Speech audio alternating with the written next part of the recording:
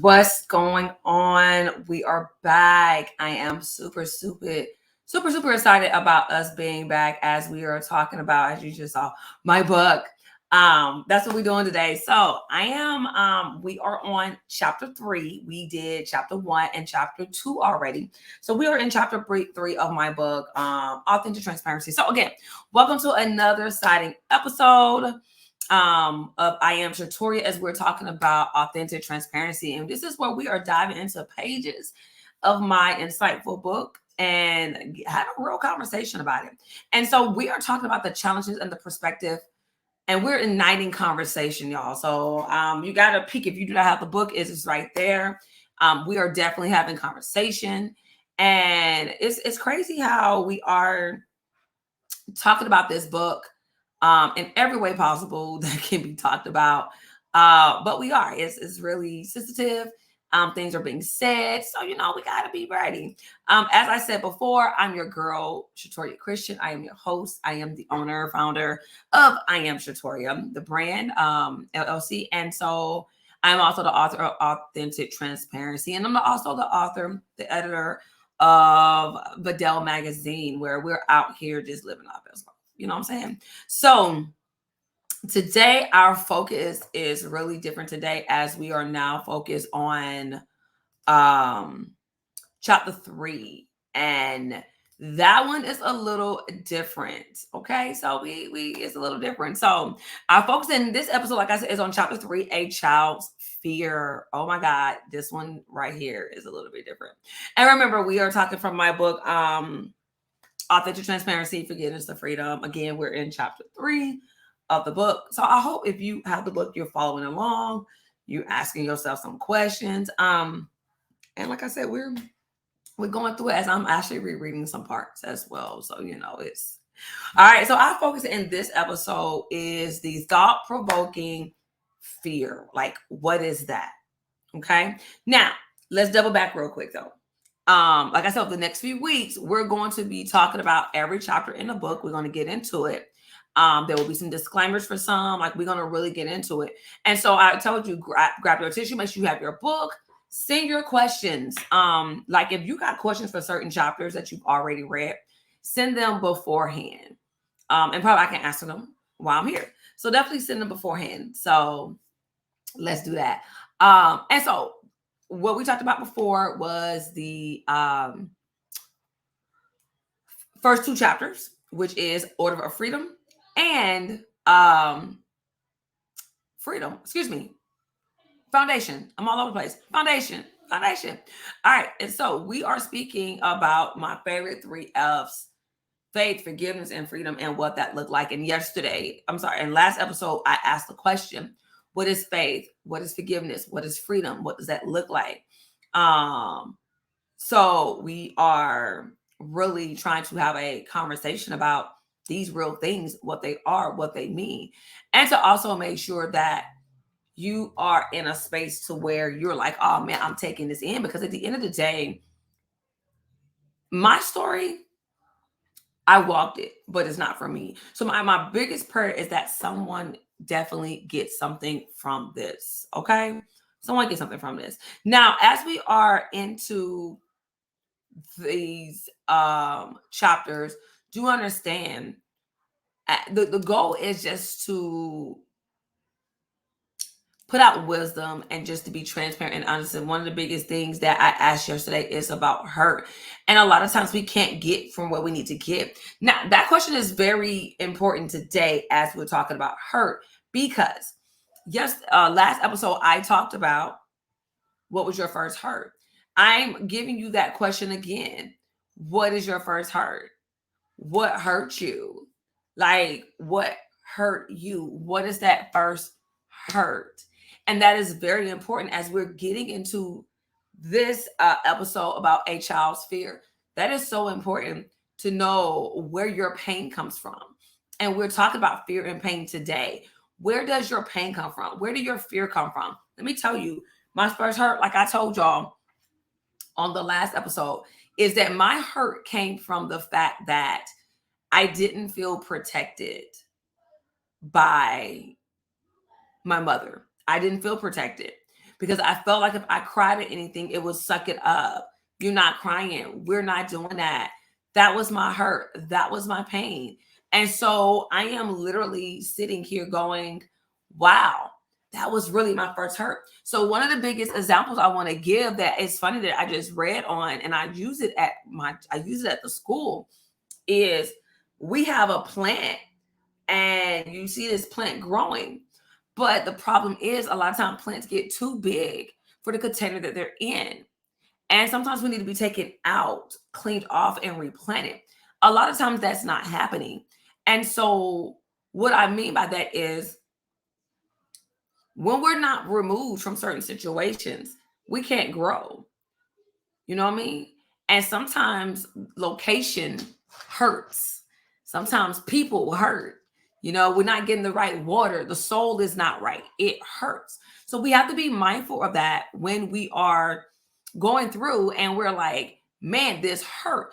You have to look at what is the root of your pain. What is the root? And a lot of times we have not been cleaned off. So what is the root of your pain? So you got to ask yourself, what is your first hurt? For me, my first hurt, like I said, was the pain of my mother not acknowledging me, not acknowledging my pain, not acknowledging the hurt that I have. I'm a little kid. I don't know how to operate my feelings. I'm human. How do you operate feelings? How do you operate how someone treats you? How do you operate a understanding of what matters? I'm a child. I don't know. Again, that's like telling a child, don't go touch that outlet, and they don't know. One of the things that I've learned about the Bible and what, it says about certain things is children are innocent until they're taught otherwise. And so I look at my daughter. My daughter is a complete kid. She's 9. She's playing with dolls. There's really things she doesn't know about adult things because I want her to keep her innocent, because I know when she leaves this house, the way the world is set up, the world is going to happen to where they want to corrupt her mind in every way. So my job is to protect it at every cost, even though I know there's things she needs to know. This is something I know. And so I feel like there was points in my life where I just was not protected. So that's when my first hurt came. And that first hurt literally caused some fear. It caused fear. It caused problems.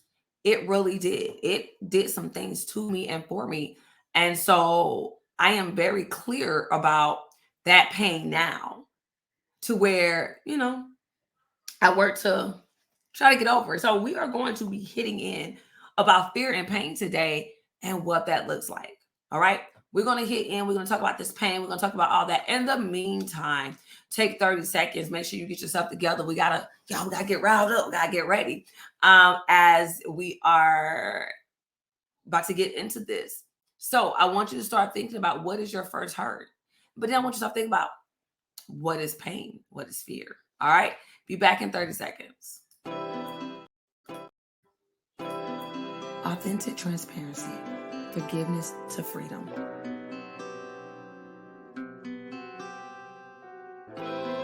Come and read a story about my faith. Learn all about my forgiveness and forgiving of others, how I embrace the freedom that I currently have. You can get Authentic Transparency, Forgiveness to Freedom at Amazon and iamshatoria.com. All right, so we are back and we're kicking in again. Welcome back to all those who are just not joining us. You're listening. And so we are here at the I Am Shatoria podcast as we're talking about A Child's Fear from my book, Authentic Transparency. Okay, and we're talking about A Child's Fear, chapter 3 of my book. So make sure you are getting it and you are rocking it.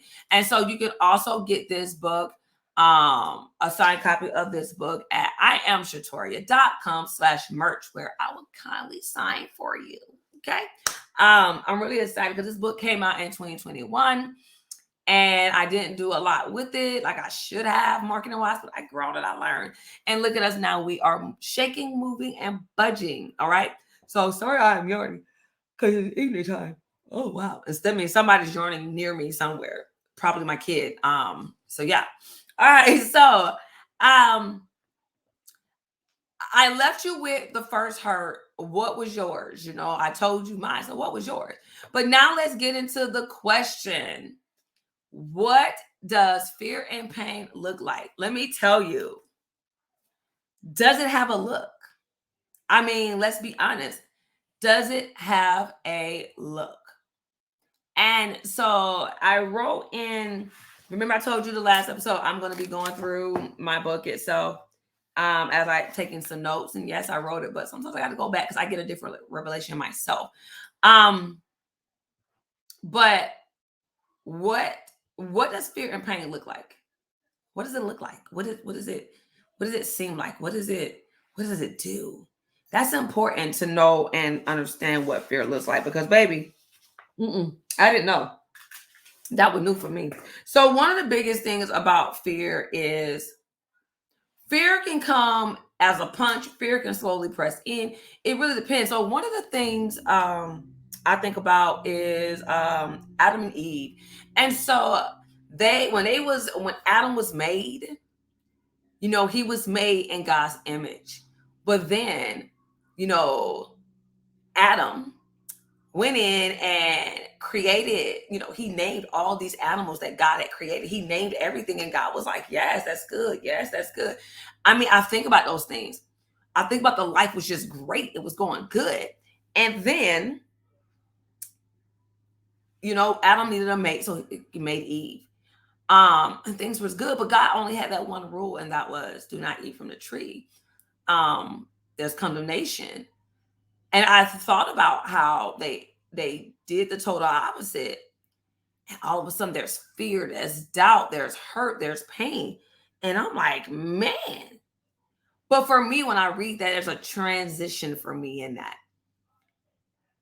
Because they just didn't eat it.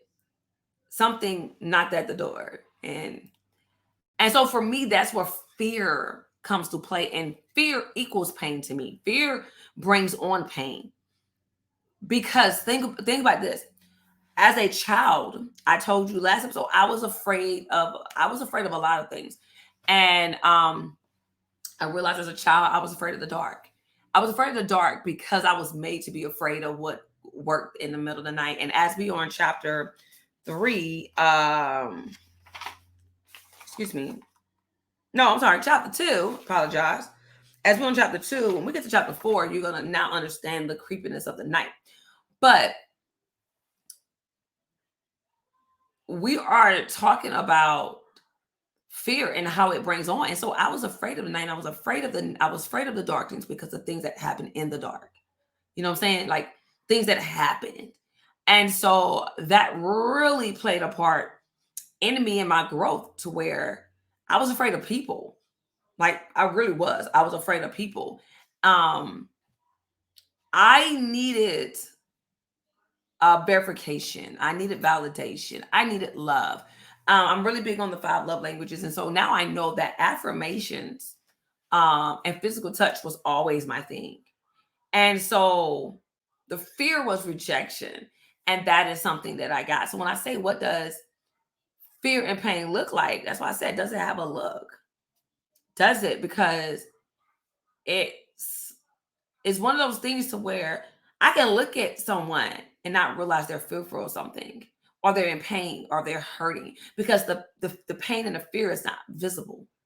You know what I mean? And as for myself, I was really big about wearing a mask. I'm very clear about it. All through school, and we'll talk about it also. All through school, I wore a mask, y'all. Let me tell you something. I had a smile, still cute too, by the way.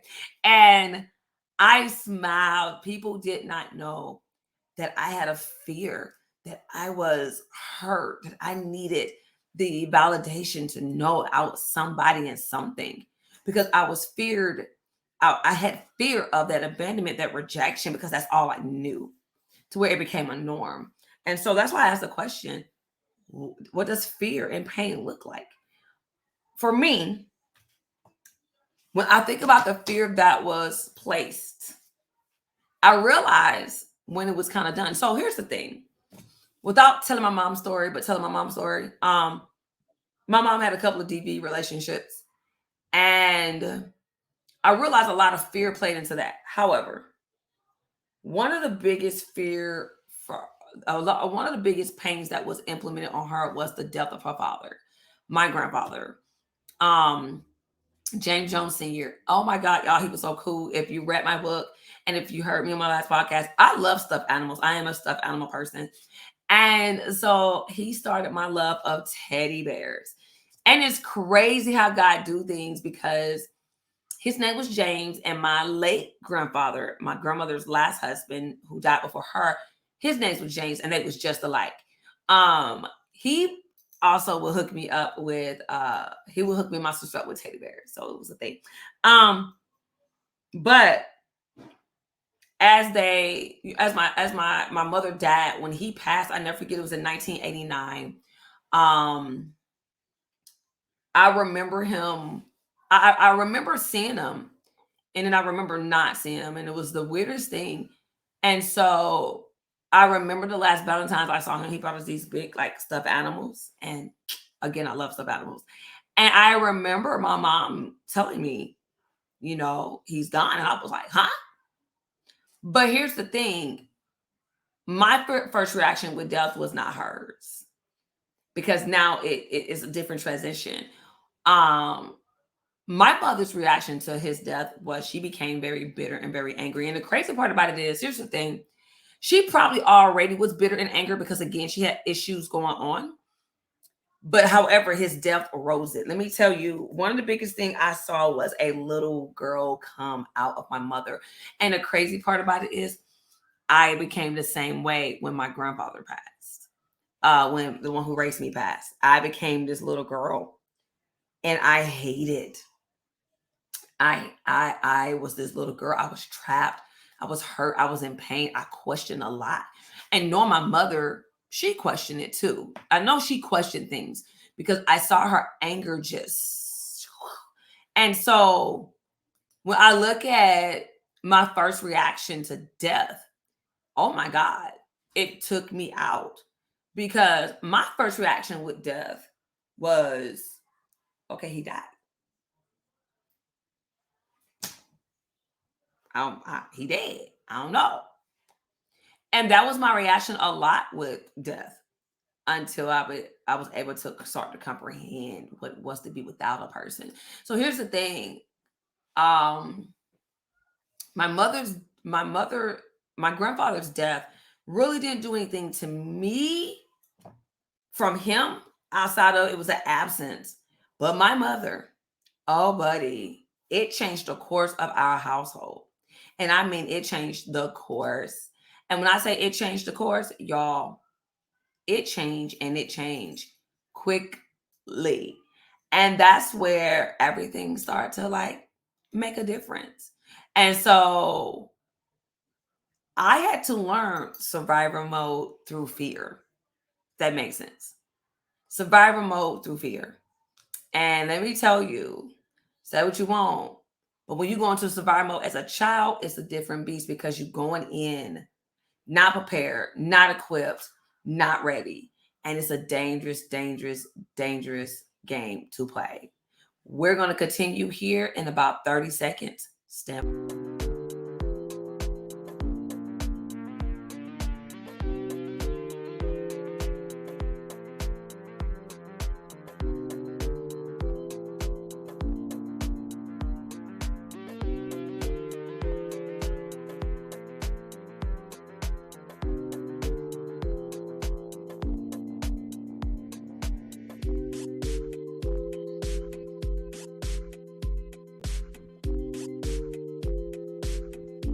All right, all right, all right. So we are back. As you see, we have the I Am Shatoria. I Am Shatoria. We have the Author Transparency book, where you can get it from IamShatoria.com merch. So we are back, and again, we are talking about A Child's Fear, Chapter 2 of the Author Transparency book. And I left you off with the question of what does fear and pain look like? And I talked about a relationship with death and how that literally changed the course of my life and what that looked like. And so I told you, once my grandfather, my mom's dad, passed. It was a shift, it was a change in her to where she became angry. And honestly, I think that was something that was already there because of other situations. But again, my mother became this little girl. And so, one I really want to say is in my book, on page 10, if you look at the second paragraph, it says, um, my fear started in our apartments, the bars that cover every door and window, and even down to the brick wall that held the building up, help enclose every fear and demon that enters. I look back at that now, and that is huge for me. So let me say that again. My fear started in our apartments, the bars that cover every door and window, and even down to the brick wall that held the building up, helped enclose every fear and demon that enters. So every demon and fear that entered into our home was there. It was there. It was there. And that is important for you to understand that I'm saying, because that was no space to be healed. There was no space to smile and have joy. It was literally pain in every corner because every demon, everything that walked through that door did not leave. I think now, with the spiritual eye and the spiritual being that I am, if I was to walk back into that, I can feel and see and be like, "Ooh, it's too much." Because I'm gonna tell you, as a child, it was too much. I dealt with a lot with that as a child, and so I had to. I guess I had to understand. I didn't understand. It was a lot, and it was hard to digest the issues that was going on. You see, one of the things that I want to definitely talk about with the fear and the anger is fear and the pain is we act out of anger. My mother acted out of anger. I talked about in chapter 2 also is discipline of children. That is going to always to the title with people, that's that. However, um people discipline. However, there's a difference between discipline and beating out of anger. There's a difference. And one of the biggest thing my mom did was we got punishment out of anger, not out of love. There was no explanation of what happened. It just happened. And so this says her beatings were her was her allowing her anger out and trying to break away from her own pain. It was like if she beat more, she could be free, but at the same time, we were becoming prisoners to her fear with no release date. Her beatings was allowing her anger to come out and trying to break away from her pain. It was like if she beat more, she could be free, but at the same time, we became prisoners to her fear with no release date. Ah, that hurts. Um, and again, as I'm reading these things, it's a lot of things are beginning to again revelation to me on that one. So yeah, that one is a tough one. Um, so yeah, we became prisoners to everything that hurt her. And me becoming a prisoner to everything that hurt her damaged me as a child because at the same time, my fear became fearful of my mother and not in a positive way. You know, um, I wasn't fearful of having something taken at that time. Now, as I became an adult, I started to become fearful of the things around me. I started to become fearful of the people around me. I got scared for even looking wrong. And that's real life. And so one of the things that my mother allowed was for fear to control the spaces. And that's what we do. We allow fear to control spaces. I know because that was me. Fear literally paralyzed me a lot, which will go into the next episode called Fear Not, which is chapter 3 of my book. And so I feared my mother. I feared her tremendously because my mother had a lot of pain and her fearness, what she was scared of, was placed in us. That was a spirit that as a child I could not handle. And when I say I could not handle it, I could not handle it. It allowed me to be an individual of hate, pain, scaredness.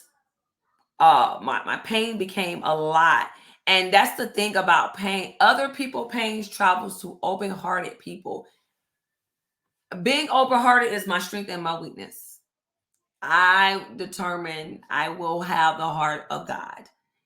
And as a child, I look at my child now, and my child has a heart for people. She do. So when I see Janae, I see me. And that's what the nervousness with a little bit, because I'm like, God, take care of her. Holy Spirit, guide her, because I didn't have anyone saying that for me. Again, my mother wasn't a bad person. My mother just had spirits that she had not yet dealt with. And that is the problem. When you don't deal with what's holding you, then it controls you. And that's exactly what happened. And my mother pain traveled through us, through her rage, her beating us, calling us names, breaking us down. That is what she did. No ifs and buts about it. Doesn't mean she wasn't a good person. But the person that was my mother at that time was a person with hurt, pain, had not been uprooted, cleaned off, re-examined, and replanted. That is not what happened at that time. Like, I remember clear as daylight, Beverly North was a hurt person. She lost her dad. And there's pictures of when my grandfather was together. I love them. It showed me the type of relationship she had. But I really didn't know where her pain really strived from, because there was pain before that. And that's something that I questioned. Like, wait, why? What hurt you? Was it the fact that your parents divorced? Because my grandparents got divorced. Why did you choose to act out in the manner that you did, to where men was her act out, and it later became mine? So one of the things that I said was, again, other people's pain travels to open-hearted people. But another thing is spirits travel. Let me tell you, one of the things I learned is spirits are like leeches. I'm talking about they latch. And when you are not guarded with the word, when you're not guarded, I'm telling you now, if you're not guarded, you're an easy target. And baby, let me tell you something. I was a little girl, so I was an easy target. I saw what my mom did, and I was like, ooh, I like that. Yeah, I can do that, because she's getting validation. And I wanted validation, but I wanted it from my parents, my mother and my father. And my parents were definitely both. I'm called like it is. They both were absentee. People may not always agree. It is what it is. We're past that now. So the truth is the truth. They were absentee, and I needed that validation from them. I needed to know that you loved me. I needed to know that I was what you wanted. I needed to know that I was worth something. And at that time, that is not what happened. At that time, that's not what I was told. At that time, that's not what I felt.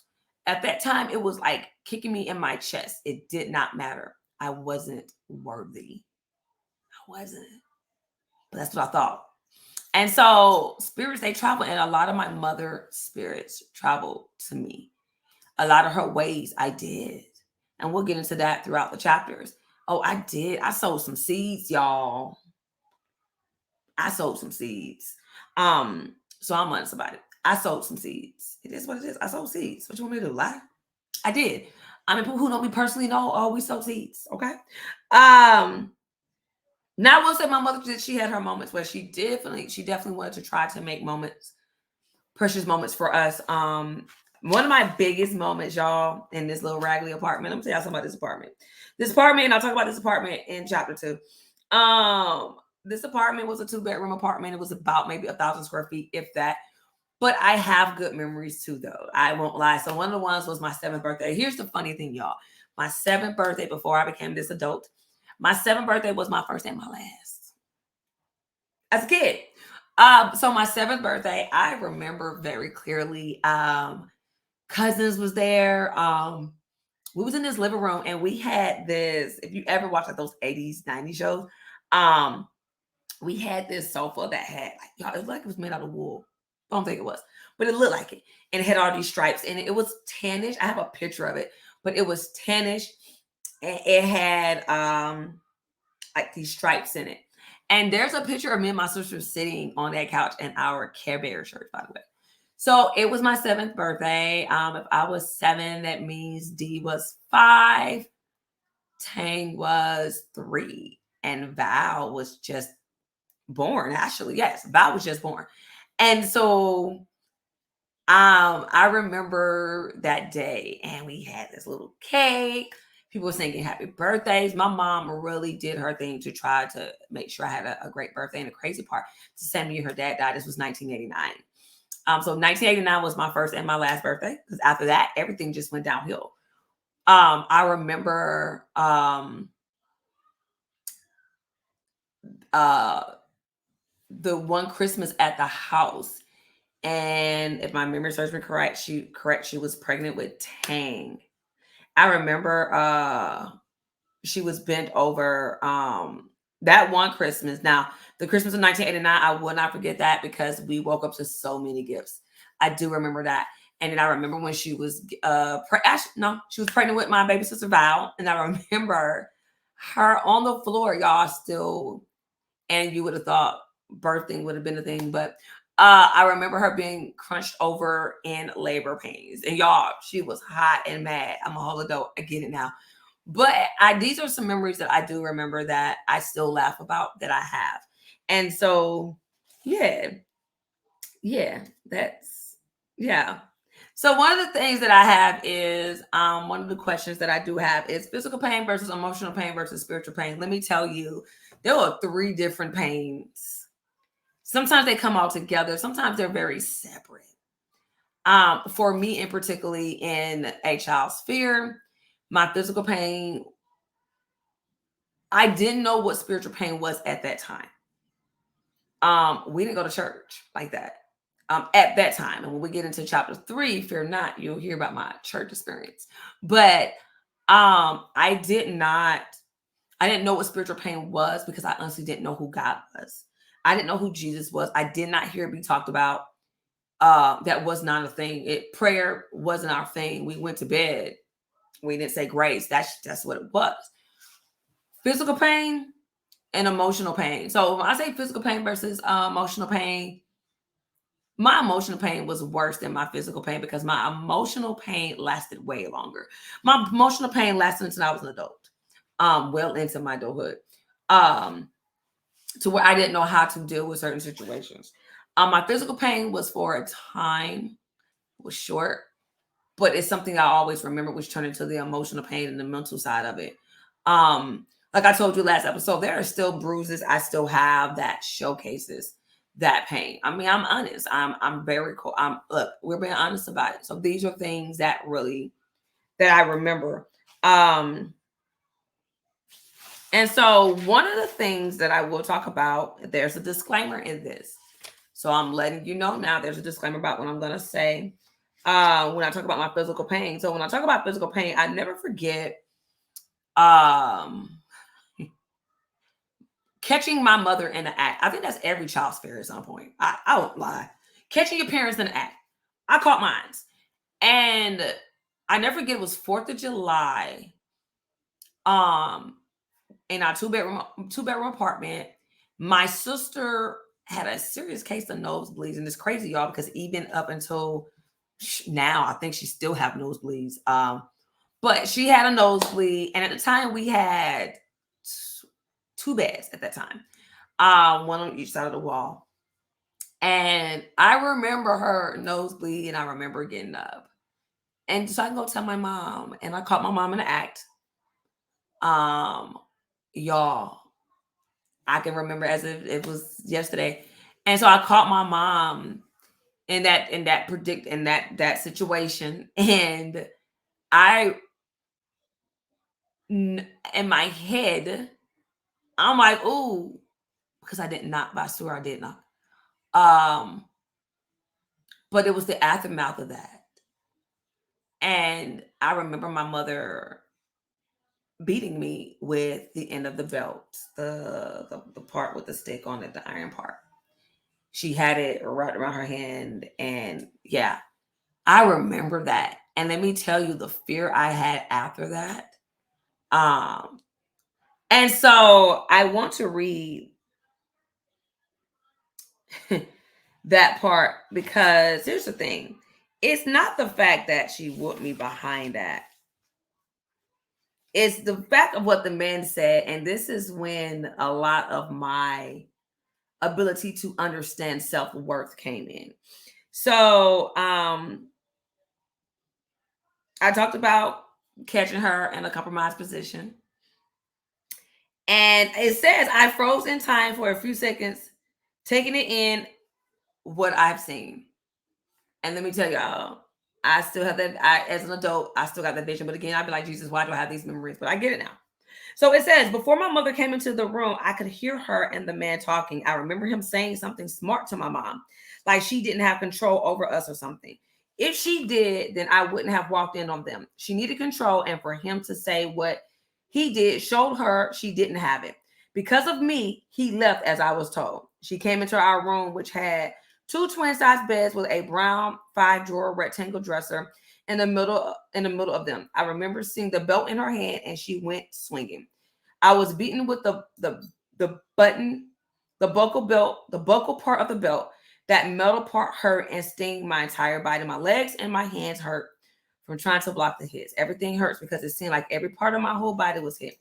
That little girl with the big smile and missing teeth, teeth was in pain and emotionally hurt, not from kids picking on me, but being the reason to cause my mother to feel the rejection she felt when she was told she was a bitch or a hoe who can't control her kids. I thought I knocked on the door. The hits felt like lightning bolts striking my body. It wasn't the hits from the belt, but the anger that came with the hits. The physical pain lingered for a while, but the mental pain lasted years, which flowed into decades. So,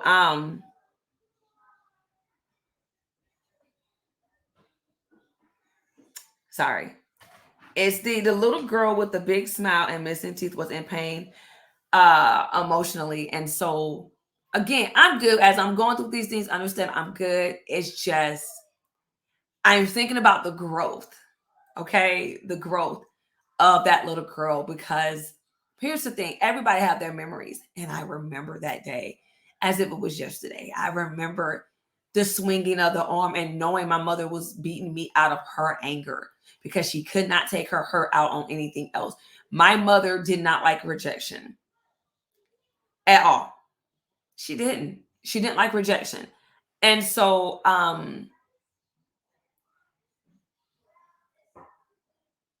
I grew up not liking rejection. Rejection hurt. Rejection was painful. Rejection made me feel like I wasn't wanted and abandoned. And literally, that's what my parents felt like when I went to go stay with my grandparents. It was nothing against my grandparents, but I did. I hated my parents to the core because I in my head, why you didn't want me. And so for me, in this moment, my mother beat me out of pain, out of rejection, out of abandonment, not having control. And I know for me, that is something that was big for me is control. To so much so I had to figure out ways to be out of the mindset of wanting control of everything. So when me and Ron renewed our 10-year vows, that was the first time I relinquished control of something that was near and dear to me. And I had to trust God in that. That was nothing but faith. And I'm glad I did. Because now I'd be like this. Oh, you planning something for me? Go ahead then, do what you do. I trust you. Um, I've learned to listen and to understand the emotion of children because I was the one that didn't have that. Um, I never want to be a reason why children don't have light. I never want to be the reason why they lose their light. I never want to be the reason why my daughter does not trust to have conversation. I never want to be the reasons why we try to figure out um why things happen the way they do. I don't want to be the reason for any of those things. I want to be the reason why when people see me they go, "Oh my god, your daughter's this and this." I want to be that reason. I don't want to be the reason my daughter has emotional pain. I don't want to be someone who disciplined her out of anger. I don't want to be that individual. So I thank God for the growth that I have, because I'm telling you that growth is serious. Um, I am big about conversations. I am big about talking things out, because I remember being that little girl who could not speak, who could not talk, who could not do anything without feeling the pain. emotionally, physically, spiritually. I it's everywhere. And so I think about those things and I'm like, I don't want to be that person.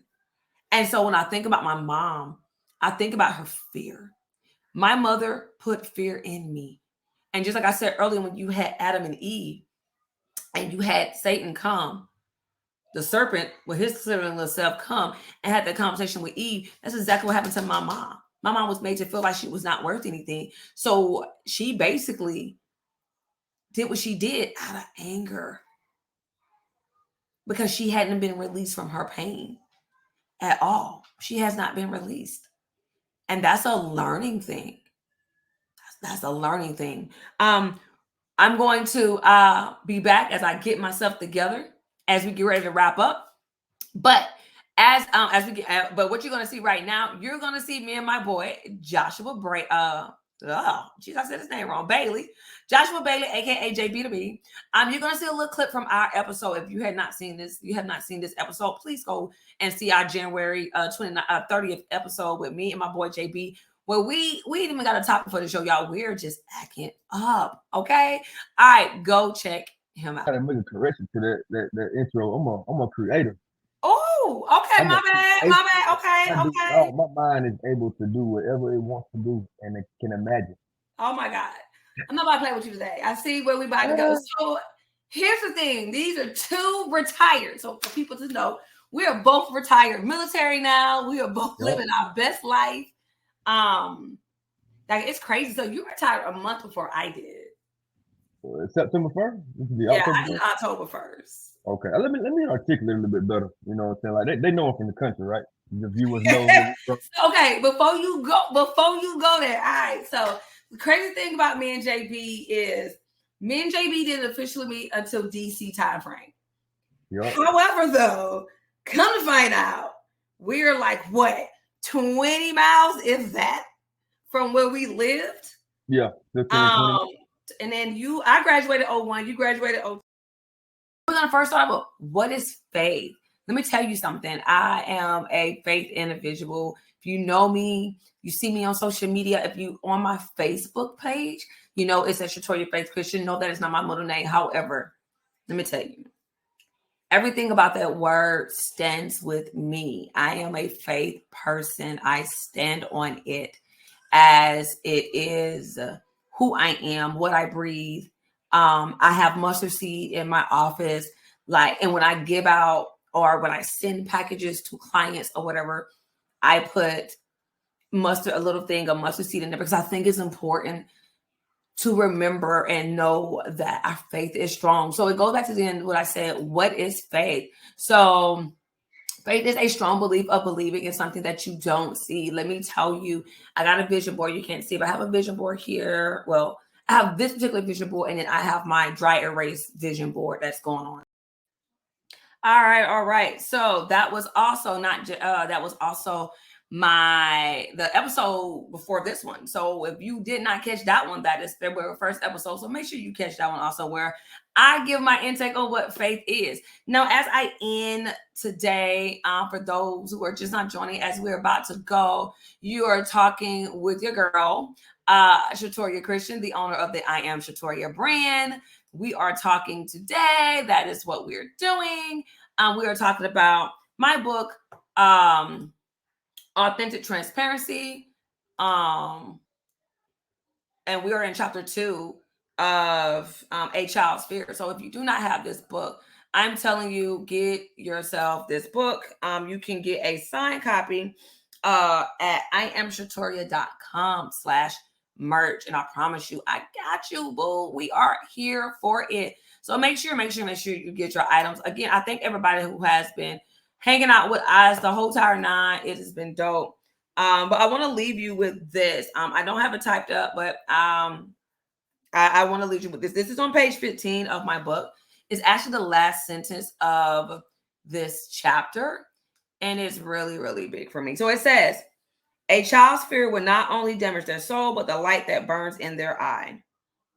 I'll leave you with that as I am tracking what real love is. You know, here's the thing. I want you to think about this. We've already talked about our first hurt, how that transitioned into our first hurt, how it transitioned into anger. We talked about how we act out in anger, how fear control our spaces. And we talked about how people pains travel to other people. And it does, it travels. And so we also talk about how spirits are like leeches. They be moving, y'all. They move, they move. I'm telling you, they move like it's nothing. And so we have to be mindful of that, because I'm telling you now, they don't care. They do not care at all. And so we have to be mindful of these things. And so what else did we talk about today? We talked about physical pain versus emotional pain versus spiritual pain. We talked about that as well. And remember that you control it all. Do not act out of anger. Do not go after something because of the way it makes you feel in that moment. Look where the pain is coming from. Think about it. Pray about it. Acknowledge it. Here's the thing. There's nothing wrong with acknowledging your pain. Don't be afraid to say that hurt. One of the things I don't want to happen, though, is people pain turn into fear. Because a child's fear, tell you something, when you mess with children of God and you take something and make it their fear, he has a problem with that. So always remember what you are instilling in people, knowing how you bring in pain to people. Y'all, I'm telling you, that matters. That matters. Okay? That matters. So again, if you have not gotten my book, again, I am shatoria.com/merch. Get your copy of Author Transparency. I will sign it for you. Also get your copy of my new magazine, Vidal Magazine, and get ready for May issue will be coming out. We are representing in May issue. We are looking at Mother's Day, Father's Day. You know, got to represent the dads, and you know, because they out here doing that thing too. Period. Also in July, so the magazine will cover May through May, June, July, August. That's right. So May through August, it will cover, and so July, we and my husband will be celebrating 14 years. So be ready, as we are taking and going in on marriages. Like, we're about to have some conversations about them, okay? So we're gonna talk about some marriages, and getting ready to get everybody ready back for school. What do you prefer? Homeschool, sending your kids to school, whole time on. That's a lot of changes coming. So get your dedication magazine and get your first issue that just came out January 16th with my girl Angie Pinkney on the cover. Get yours. But again, thank you guys for joining me today. You know, I always say, we walk in love, we live fearlessly, and have a whole lot of faith. If you don't have nothing else, have these things, all right? I thank you guys for joining me today. Y'all are real dope, you know? Y'all are really, really, really, really dope. All right. So thank you for joining me. I love you guys. Talk to you later.